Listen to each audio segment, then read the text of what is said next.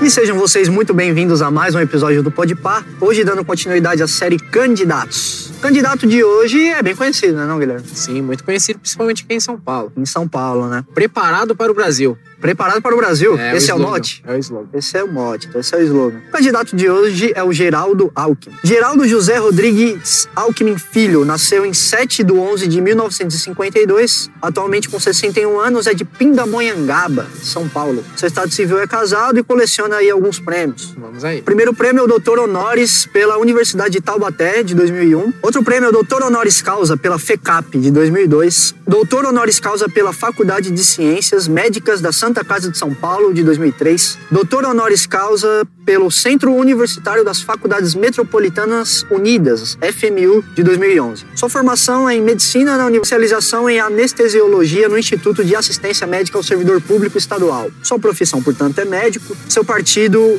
é o Partido da Social Democracia Brasileira, que você deve conhecer como o PSDB. Isso aí. Meu nome é Guilherme Souza. Eu sou o Thiago Almeida. E bora ver. Bora. O que Geraldinho traz pra gente.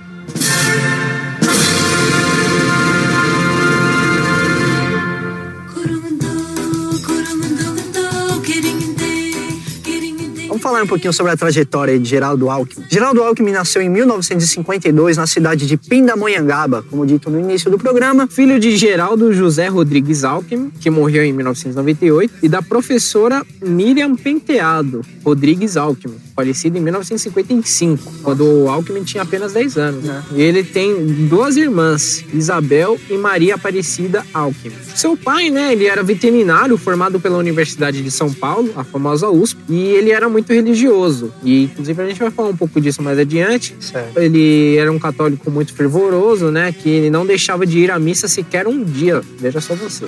Ele também era ministro da Ordem Terceira de São Francisco, ou seja, era um franciscano, avó do Alckmin, Alckmin, no caso, do candidato. Se orgulhava por ter dois ministros da família, Dois filhos ministros. É mesmo? Um que era ministro da Ordem Franciscana e o outro que era o tio do Alckmin, Geraldo Rodrigues Alckmin, que a gente vê que a família tinha muito criatividade com nomes, O tio dele, que era o Geraldo Rodrigues Alckmin, que foi ministro do Supremo Tribunal Federal na época, veja só você. Que é a Ordem Franciscana, que prega aí uma vida mais modesta, sem dar muito valor às coisas materiais e o amor à natureza acima de tudo. O Alckmin cresceu na fazenda de Raras Paulista, onde seu pai trabalhava, e o Alckmin ajudava a tomar conta da granja quando era criança, convivendo desde pequeno no meio rural. Com a morte de sua mãe, quando ele tinha 10 anos de idade, passou a ser criado pela babá, que já estava com ele desde os 6 anos de idade, que era a Teresa Faria Santos, chamada de Nhá pelo Alckmin na época. O Alckmin, inclusive, tem muito carinho e respeito por ela. Nada mais justo, Fez o papel da mãe. Nessa época, ele era chamado carinhosamente de Geraldinho. Geraldinho? Sim, ele começou a estudar no primário da escola Externato São José, fazendo em seguida os preparatórios na escola Nossa Senhora de Aparecida, o ENSA. Deve ter sido conhecido como ENSA, do professor Jairo Marques Monteiro. O secundário, foi realizado no antigo Instituto de Educação João Gomes de Araújo, que hoje é a Escola Técnica Estadual. Então a gente observa aqui que o Alckmin foi criado no interior de São Paulo, rural e tudo mais, mas a família dele sempre foi de políticos, Vale lembrar que o pai, além de franciscano, foi militante da Democrática Nacional, o UDN, que teve ligações aí com o golpe de 1964, inclusive. E alguns familiares deles tiveram ligações com a Opus Dei. O avô dele, Sim, a Opus Dei, que foi um movimento que surgiu, que apoiou, inclusive, a ditadura de Augusto Franco lá na Espanha. Apesar dessas ligações de todo mundo achar que ele tem ligações com a Opus Dei, segundo ele diz que nunca frequentou nada da Opus Dei. Só ressaltando aqui, a Opus Dei não é nenhuma sociedade secreta, nem nada disso, É se eu não me engano, é a única manifestação religiosa fora da igreja que é reconhecida pela igreja católica. Então, não tem nada demais. Existem várias teorias da conspiração, Mas não vem ao fato, e a gente trata aqui de fatos. Exato. E aí, em 1971, ele ingressa na Faculdade de Medicina de Taubaté, que hoje é a atual Universidade de Taubaté. E aí, em 1973, participa do 2º Congresso Médico Universitário de Taubaté. Nesse mesmo ano, ele é eleito membro da diretoria executiva da faculdade. Importante lembrar que ele foi, entre 1973 e 1974, secretário do diretório acadêmico dessa faculdade.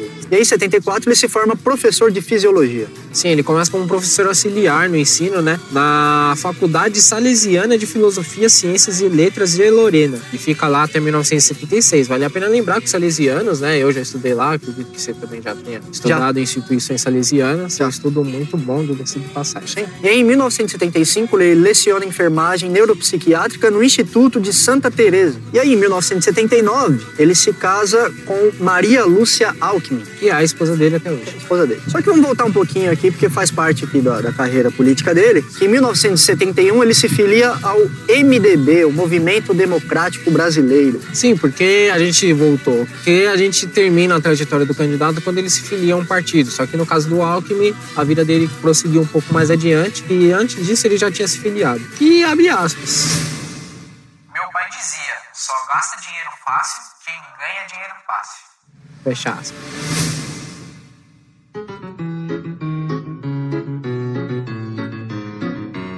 Então, como muito bem dito pelo Gui, a gente vai começar a falar agora sobre a carreira política de Geraldo Alckmin, que para quem é de São Paulo e acompanha um pouco mais política, ou pelo menos presta a mínima atenção, já sabe que é extensa. Alckmin, em 1972, se candidatou a vereador de Pindamonhangaba, aqui em São Paulo. O partido foi o MDB, Movimento Democrático Brasileiro, à época tinha 20 anos e conseguiu 1.447 votos, corresponderam a mais de 10% aí dos votos válidos da época, e que o elegeram. Gastos da campanha não disponíveis.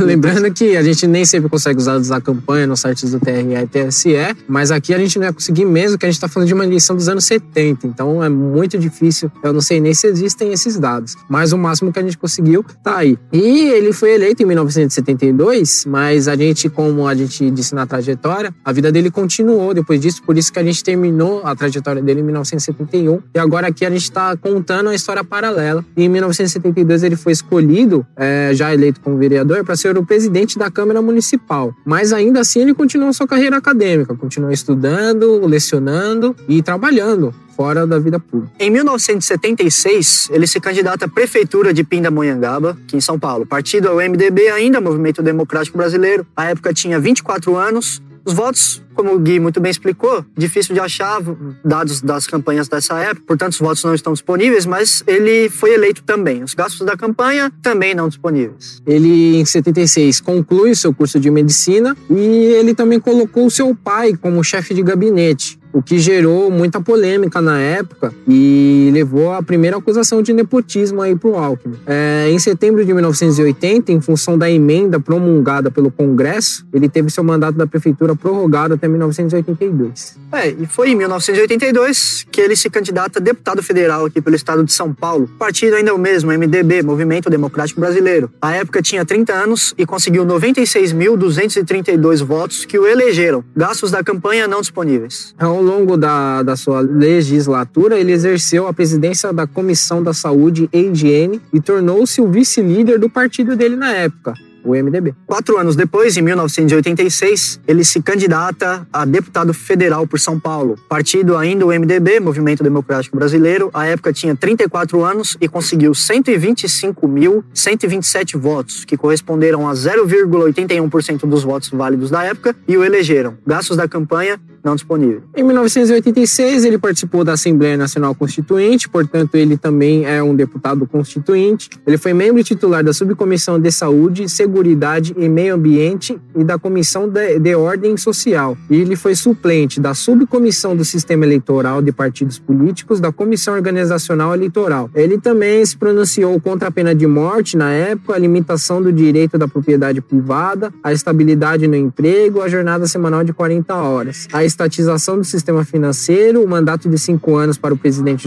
José Sarney e a limitação dos juros reais em 12% ao ano. E foi favorável ao rompimento de relações diplomáticas com países que praticassem uma política de discriminação racial, a unidade sindical e a instituição do voto aos 16 anos. Na discussão sobre o sistema de governo, ele votou contra a manutenção do presidencialismo. E no final de tudo isso, ele trocou o MDB para o PSDB. 4 anos depois, em 1990, ele se candidata a deputado federal aqui por São Paulo. Partido PSDB, Partido da Social Democracia Brasileira. À época tinha 38 anos e conseguiu 55.639 votos, que corresponderam a 0,32% dos votos válidos da época, e o elegeram, portanto. Gastos da campanha não disponíveis. Em 1990, ele votou a favor do pedido de impeachment do presidente Fernando Collor de Mello. Ele integrou a Comissão de Seguridade Social e Família e apresentou um dos projetos que deram origem à Lei Orgânica da Assistência Social, criada com a finalidade de descentralizar as ações e os serviços para os estados e municípios, a fim de garantir uma fiscalização mais eficaz dos recursos aplicados na área. E ele também foi relator da Lei Orgânica de Saúde e da nova legislação sobre a doação de transplante de órgãos. Em 1994, ele foi vice-governador de São Paulo. Foi na chapa do Mário Covas, né?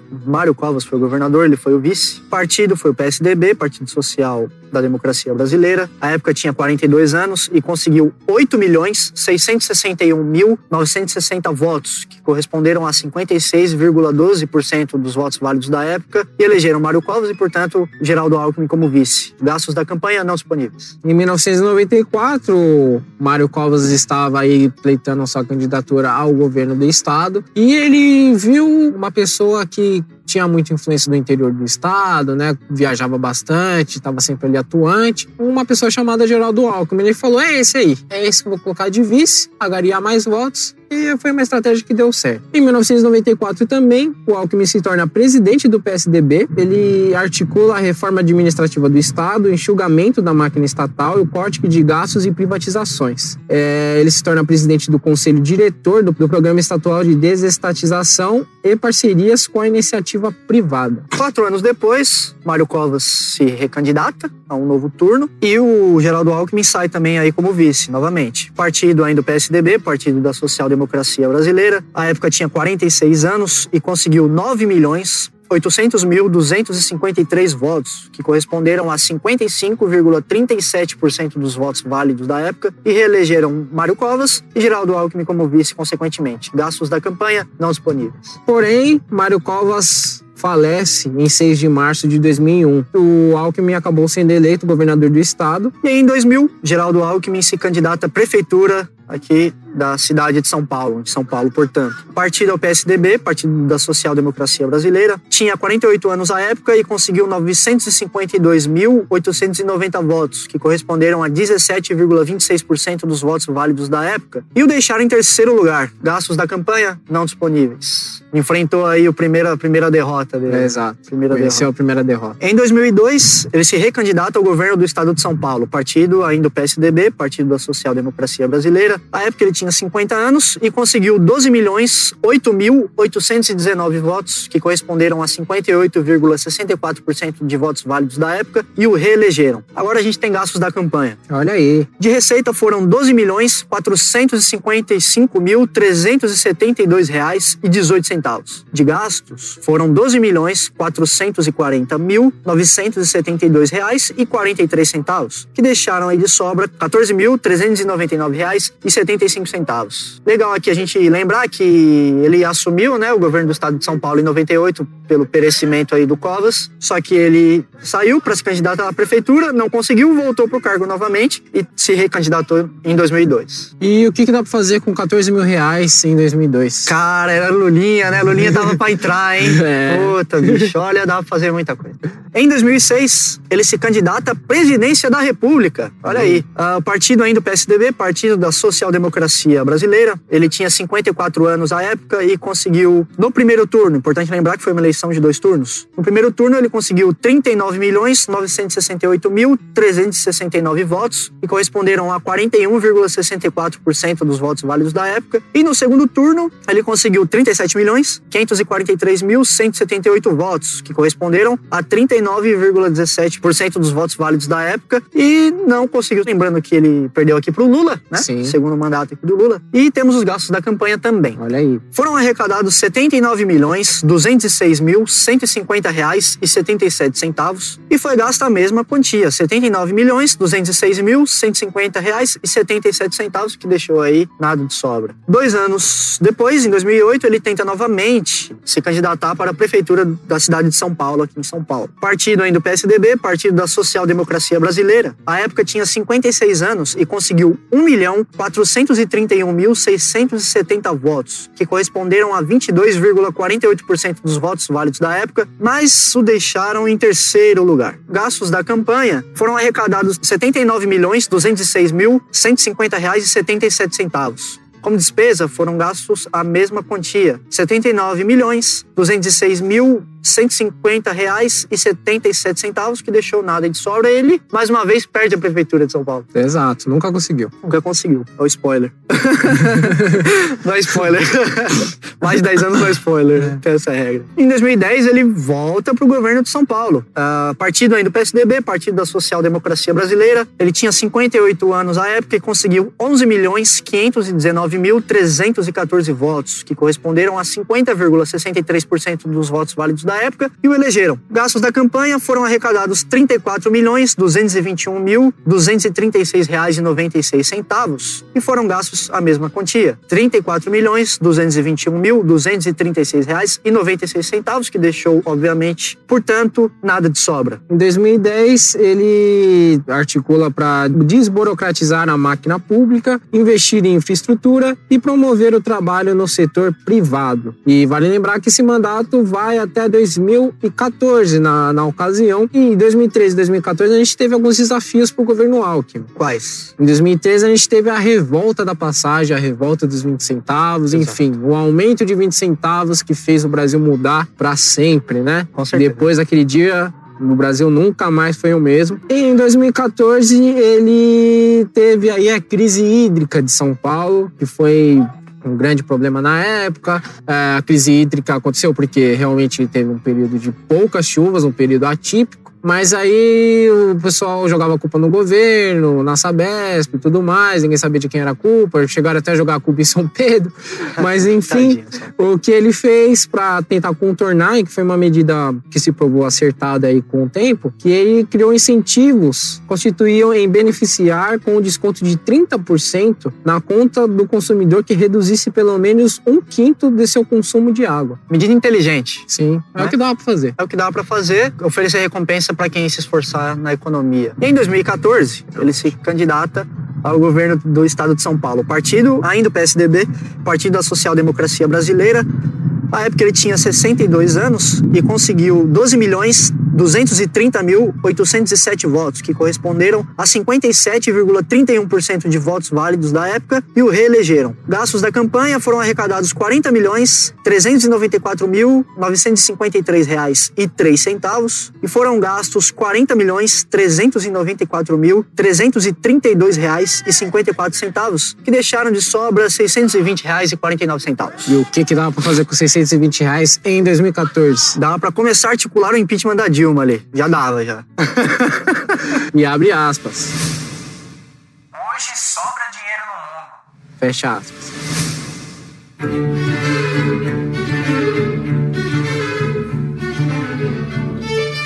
E se sobra dinheiro, dá a entender que dá pra fazer as propostas, então, né? Dá pra fazer. Então vamos ver aí as propostas do senhor Geraldo Alckmin. Agora pra 2018, né? Para 2018, exatamente. Como presidente da nossa República Federativa. Uma proposta seria descentralizar competências e recursos. Dar mais dinheiro e condições para os estados e municípios, transmitir mais decisões e poderes para os estados e municípios. É mais ou menos isso que essa proposta tem a dizer. Então teria a ver aí com um pacto federativo? Sim, mas de uma maneira bem mais sutil, né? Sim. Outra proposta seria a retomada de crescimento. Ele vê que o Brasil precisa crescer, precisa retomar o crescimento. Ele sempre enaltece muito que o Brasil dos anos 50, 60 e 70 era um país que crescia muito, né? Ele sempre compara que a China China e Singapura não cresciam nada e o Brasil crescia 2 vezes mais, hoje é praticamente o contrário, né? E ele pretende essa retomada de crescimento que realmente, naquela época no Brasil, era bem melhor, tinha emprego para a maioria das pessoas. Exato. Industrialização fortíssima. Exatamente. Dobrar a renda do brasileiro é uma outra proposta também. Olha só, hein? Ninguém falou isso até agora. Exatamente. E ele fala claramente, ele fala o brasileiro que ganha 1.000 vai ganhar 2.000, o que ganha 2.000 vai ganhar 4.000 e assim por diante. Mas como que ele vai fazer isso? Ele diz que vai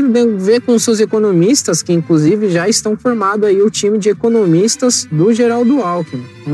Ele promete trazer aí a galera do Real, né? A galera que participou aí do Plano Real. E ele pretende conversar com o seu time de economistas, que tem aí economistas que já trabalharam no Plano Real, é um time bem forte de economistas, para saber o que precisa ser feito para dobrar a renda do brasileiro, em quanto tempo precisa ser feito e quanto tempo essa medida vai começar a vigorar. Melhorar a educação básica, uma outra proposta também. Focar na educação básica, né, na formação básica ali na creche, no primeiro ensino, para melhorar o ranking no PISA, que o Alckmin se preocupa muito com isso aí. Uma outra proposta também seria a abertura comercial. Isso aqui é bem interessante, né? Porque o Brasil, ele exporta, salvo engano, somente commodities, né? Exporta muitas coisas também. Se for pôr na balança, a exportação ainda assim é muito baixa, né, comparado a outros países que exportam, né? Por exemplo, a China, por exemplo, a Índia, né, que tem basicamente, né, praticamente a capacidade de exportar capital humano, né, profissionais de várias áreas, principalmente da tecnologia. Melhorar aí essa abertura comercial é muito importante. Exatamente, ele pretende atrair mais players para o mercado também, para gerar mais competitividade. Exatamente. Uma outra proposta seria reduzir o custo Brasil. Reforma de Estado é uma outra proposta também que estaria aí junto com descentralizar competências de recursos? Sim, a reforma do Estado é uma coisa que ele já vem fazendo no governo, né? Descentralizar ali, enxugar um pouco os custos, os gastos e tudo mais. Exatamente. Ampliar parcerias público-privadas. Isso é uma coisa interessante, né? Que aqui em São Paulo a gente teve, na minha opinião, um belo exemplo desse tipo de parceria, né? Que é a linha 4 amarela do metrô. Sim. Que é uma linha excelente, né? Uma linha que facilita a gente e muito para partes mais nobres da região de São Paulo, da cidade de São Paulo. E interessante, né? Deu muito certo. Acho que seria interessante ampliar ainda mais. Isso vem na ideia dele, aqui do governo, de atrair mais players para o mercado. Sim. Porque a gente tinha o metrô, né? Que já ele é uma empresa que gere, mas estava muito acomodado. Ele trouxe mais uma empresa nova e aí hoje a gente vê o metrô se mexendo aí e tudo mais. Exatamente. Então foi bem interessante essa abertura do mercado aqui em São Paulo. Ele pretende fazer a mesma coisa no âmbito federal. Lembrando que concorrência é sempre bom para evitar monopólios. Sim.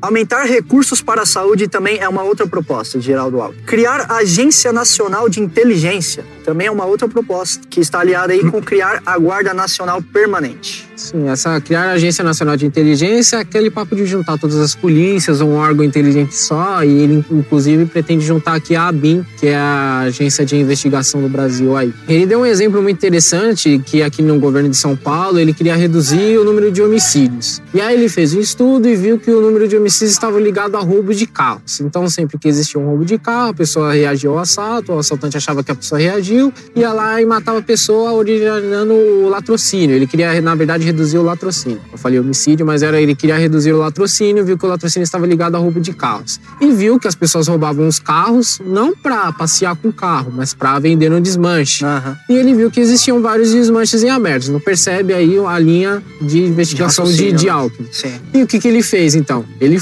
fez uma lei e começou a fechar vários centros de desmanche. Começou-se a diminuir o número de roubo de carros, consequentemente reduziu também o número de latrocínios. Eu só estou falando isso para você ver como que a inteligência pode ser usada aí para reduzir diversos crimes. Ataca a causa e essa causa vai gerando redução de números. Exatamente. E lembrando que aqui ele fez uma intervenção legal. Sim. Se fossem postos recursos para segurança, essa diferença iria ser ainda maior. Outra proposta seria criar a Lei Geral de Garantias. O que seria isso, meu querido? A Lei Geral de Garantias é aquela lei que, se você atrai um investidor para o mercado, você dá garantias para ele, e isso tudo baseado numa lei. Basicamente é isso. Ele vai ter garantias de confiança e de investir no Brasil, que ajuda para reduzir o custo do Brasil também. Certo, que existe, né? A gente não gosta muito desse termo, né? Mas existe, fato que existe. Uma outra proposta é a reforma da Previdência, que o Gui muito bem fala que o próximo presidente vai ter que se preocupar com isso. Inserir o voto distrital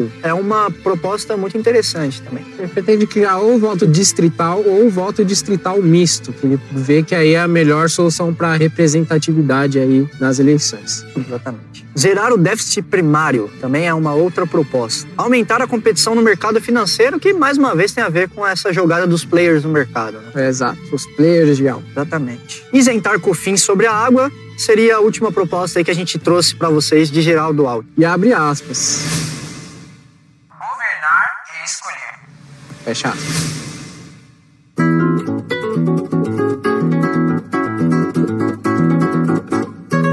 Bom, se governar é escolher pode trazer polêmicas, não é mesmo? É, meu caro amigo. E Geraldo Alckmin coleciona algumas polêmicas também, além de colecionar muitos prêmios.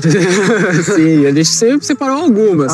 A gente vai elencar elas aqui agora. Geraldo Alckmin é acusado de receber doações da Odebrecht. Com a perda do foro privilegiado, Alckmin passou a ser investigado pela Justiça Eleitoral em primeira instância devido à alegação de ter recebido de maneira ilícita o valor de 10 milhões de reais nas campanhas de 2010 e 2014. Vale lembrar que a gente tem os dados dos gastos das eleições de 2010 e 2014, a gente apresentou aqui os números, mas existe as planilhas detalhadas com o nome de cada doador, para quem se interessar e dar uma olhada lá de como funcionam essas doações. Exatamente.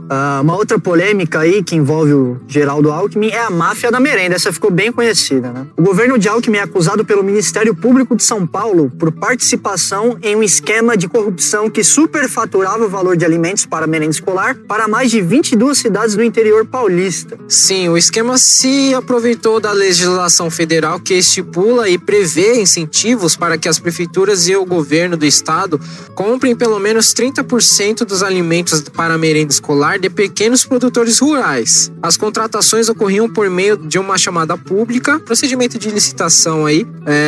A COAF participava da chamada, simulando a disputa com outras cooperativas ligadas a ela, ou seja, ela disputava com ela mesmo aí as licitações, combinando os preços que eram superfaturados. Um exemplo aqui, um suco de laranja, que para a entidade custava cerca de, na época, R$ 3,70, era vendido a R$ 6,80. Nessas vendas, era estipulado um pagamento de comissão, que variava em torno de 25% do valor contratado. Além disso, nas investigações foi apurado que 80% dos produtos fornecidos pela COAF vinham de grandes indústrias. Olha só, contrariando, né? Exato. Nossa. Que a gente tem alguns envolvidos nesse famoso esquema da merenda aí. Baleia Rossi, presidente do MDB na época, Nelson Marquezili, do PTB, o deputado estadual Luiz Carlos Godin, do Solidariedade, e também foi citado como um dos recebedores de propina o secretário estadual de Logística de Transportes na época, o Duarte Nogueira, que era o ex-chefe de gabinete da Casa Civil de Geraldo Alckmin, e também o Luiz Roberto dos Santos, conhecido como Moita. E aí uma última polêmica do senhor Geraldo Alckmin é o caso Alstom. Segundo as investigações da polícia suíça,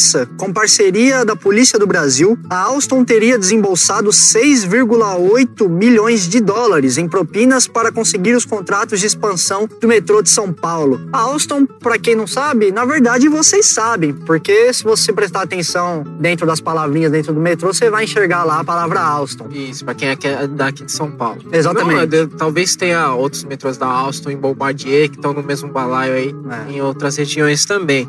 Vale lembrar aqui que desde 1992 o Tribunal de Contas da União encontra contratos irregulares, ou seja, desde Mário Covas tem essa questão do metrô, da Alstom, esses contratos irregulares aí. Exatamente.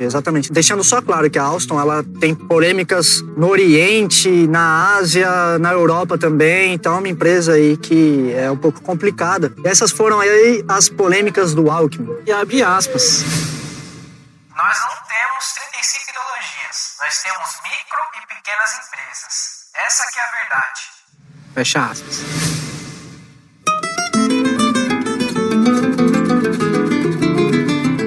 E agora entra o bloco que eu acho o bloco mais da hora do programa, o bloco das opiniões. Deixando aqui muito bem claro, como a gente deixa em todos os episódios, que tudo que foi fato e história foi falado até aqui. Daqui pra frente são as nossas opiniões, única e exclusivamente. Sinta-se livre para ouvir ou não. Eu sempre aconselho que vocês ouçam essa parte do programa, porque a gente forma o debate, cria as nossas opiniões e separa aí o joio do trigo e consegue, consequentemente, fazer a melhor escolha aí do candidato para 2019. Eu recomendaria que você desligasse agora e pegasse o celular e vai pedir desculpa pro crush. Você magoou o crush, vai lá pedir desculpa pra ele ou pra ela, tenta reatar aí a relação de vocês. Se você não tem ninguém, vai procurar alguém melhor do que ouvir opiniões.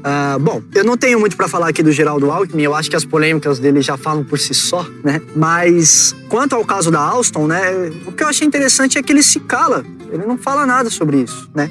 O Alckmin se cala, o Serra só diz que abre investigação se for solicitado, porque o TCE já tá vendo e não mostra nenhum interesse em passar limpo essa história e se livrar caso eles sejam inocentes. E por que eles não têm essa vontade? Então, pra mim, se torna suspeito. Porque, assim, por mais que o TCE, que é o Tribunal de Contas do Estado, já esteja vendo a situação, se eu fosse inocente, eu queria ter mais um recurso de provar que eu sou inocente. Sim. Eu faria, como a gente sabe que a justiça no Brasil demora, eu faria os meus meios de provar que eu sou inocente, entendeu? Mas não, Geraldo Alckmin se cala, José Serra só diz que vai abrir investigação se for solicitado e fica essa dúvida aí pairando no ar. É isso, né? Ele diz aí que dos últimos 2 mandatos pra cá, ele vai inaugurar 50% de tudo que existia das linhas ferroviárias aqui na cidade de São Paulo até então. Mas aí também a gente vê essa polêmica aí da Alstom, né? Porque seria muito fácil, né? Você está dando benefício pra empresa, você tem até como cobrar ela, né? Se você tem algum esquema corrupto, algum esquema ilegal com a empresa, né? Seria muito fácil, né?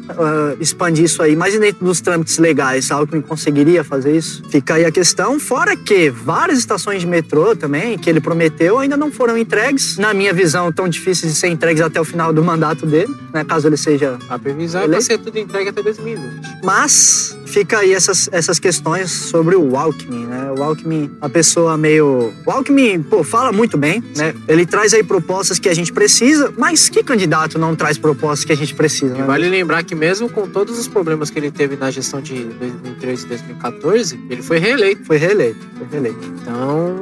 é complicado. Aqui, levantando mais um dado, ele, como eu já disse, ele traz a equipe já dele. E aqui eu achei os nomes. Equipe de economia, né? Exato. Edmar Baixa e Pércio Arida, que são parte da equipe econômica do Alckmin e fizeram parte também do Plano Real. Sim. E no marketing, ele traz o Lula Guimarães. Olha aí. Como marqueteiro de campanha. Que o Lula Magalhães também trabalhou na campanha do João Dória, que foi prefeito aqui de São Paulo. Certo. E o Marcelo Vitorino, que foi da campanha do Marcelo Crivella, lá no Rio de Janeiro. João Dória também do PSDB, tá? Só pra deixar claro pra quem não é aqui de São Paulo. João Dória também do PSDB, mesmo partido aí de Geraldo Alckmin. Lembrei de uma outra coisa aqui do Alckmin. Essa ideologia franciscana de viver simples, né? Isso não se traduz nas campanhas dele, né? Não? Campanhas essencialmente caras. Essencialmente caras.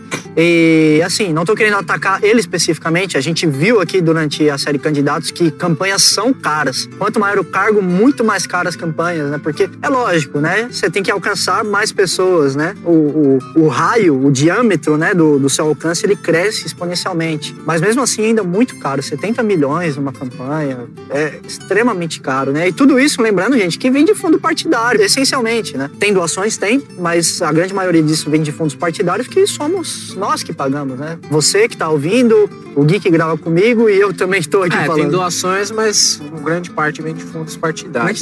Vem fundos partidários e vão para os grandes partidos, que são hoje PSDB, PMDB e PT, entendeu? Então a maioria do dinheiro vai para os grandes partidos. Sobre o Alckmin, bom, eu não sei se ele é o nome certo pro PSDB, né? O PSDB alcançou aí muita popularidade em todas as questões que a gente teve, os movimentos anti-esquerda e anti-PT que a gente teve aqui no Brasil, em São Paulo, essencialmente. Talvez existem nomes melhores aí, mais cotados do que o Alckmin. O Alckmin não representa aí a nova política. A gente vê que ele tem uma carreira política desde 1970. Sim. E acumula aí diversos casos polêmicos. Eu não sei se seria um momento ideal para isso. A gente teve até uma rixa aí nos bastidores entre ele e o João Dória Júnior, que teria aí condições de disputar a presidência, mas acabou abandonando e vai disputar agora o governo no lugar do Alckmin. Certo. Não sei se seria o nome certo, mas de qualquer forma, bom, as propostas que ele apresenta apresenta, para mim, são interessantes, tá? No meu ponto de vista. Enxugar o Estado, privatizações, parcerias públicas-privadas, a visão que nem tudo deve ser privatizado, algumas coisas são essenciais, né? Algumas empresas são estratégicas, mas é aquele negócio, eu tô em São Paulo desde sempre. Sim. E não vi esses grandes avanços assim na São Paulo, principalmente como governador. Enquanto o Alckmin foi governador, a gente sempre teve aquela calmaria, entendeu? Nunca fez algo muito ativo, ele nunca foi muito ativo nas mudanças. E sempre que ele tentou algumas mudanças, ele nunca soube se comunicar. Exato. E aqui eu lembro o caso das escolas, que ele queria tirar vagas ociosas das escolas, desocupar alguns prédios, não era essencialmente fechar as escolas, hoje isso é provado, e ele se comunicou melhor depois sobre isso. Era justamente ver que o número de estudantes diminuiu, porque a taxa de natalidade vem diminuindo bastante, principalmente aqui em São Paulo. Isso é notável. Perguntar hoje para muitas famílias que estão se formando quantos filhos elas querem ter, elas vão falar um, ou se não nenhum. Exato. E isso está diminuindo o número de vagas nas escolas e está ficando muito ocioso. O Estado gasta muito dinheiro para manter aquelas vagas e não tem gente para estudar, ele queria remanejar tudo isso. Mas ele não soube se comunicar, não soube passar isso claro para a população. Então é complicado, não sei se ele vai conseguir agora. Na minha opinião, a gente precisa de alguém mais forte, mais incisivo, que queira já chegar fazendo as mudanças e tal. E eu não vejo essa energia no Alckmin. Então não sei se ele conseguiria fazer tudo isso em tão pouco tempo. Vale a pena lembrar também que a gente tem uma questão econômica que precisa ser resolvida antes de começar a retomar crescimento e tudo mais. Então não sei se dá o certo. Exatamente. Esse problema de comunicação ele é muito sério. A gente só ouve falar de política em épocas eleitorais, de 2 em 2 anos, de 4 em 4 anos. E isso é revoltante, né? Tanto que esse problema de comunicação é tão forte, né? Falando aqui de São Paulo, que a gente é de São Paulo, sempre fomos de São Paulo. Até a gente ter que parar para estudar sobre o candidato, na minha cabeça, o Alckmin nunca tinha feito nada de relevante. Não, ele fez sim algumas coisas relevantes. Só que a gente só conseguiu, eu pelo menos, né, só consegui perceber isso parando para estudar a vida do cara e ver o que ele fez de fato, justamente por essa falta de comunicação. É complicado. E outro ponto também é que ele está sendo investigado por diversas coisas, inclusive delações da Odebrecht e tudo mais. Tem o caso dele que já foi para a primeira instância. Então é assim, é um cara que pode ser eleito, mas ainda levar com ele consigo muitas acusações aí. E existe o medo, né, de eleger um cara que fique igual o Temer também. Exatamente. Depois no futuro e não consiga dialogar com a oposição, porque é um cara que está sendo acusado por diversas coisas. Então fica essa questão aí. Pessoalmente, eu acho difícil uma pessoa assim com grandes polêmicas, grandes desenvolvimentos ser eleita no Brasil de 2019 justamente por isso, entendeu? O governo do Temer já passa por várias críticas. Primeiro porque não foi eleito diretamente, né? Não foi feita uma votação para votar no Temer. Muito embora seja tudo dentro da legalidade, ele é um vice, então ele assumiu legalmente. Mas não tem aí essa legitimidade, né, por assim dizer, porque a verdade é que tanto esquerda quanto direita, cima, baixo, diagonal, não gosta do Temer, né? Muitas vezes, sim, também por conta dessas polêmicas. Então eu acho muito difícil uma pessoa com polêmicas, com envolvimentos de corrupção, ser eleita aí em 2019. Eu acho bem difícil. E essas são aí as opiniões que eu tenho.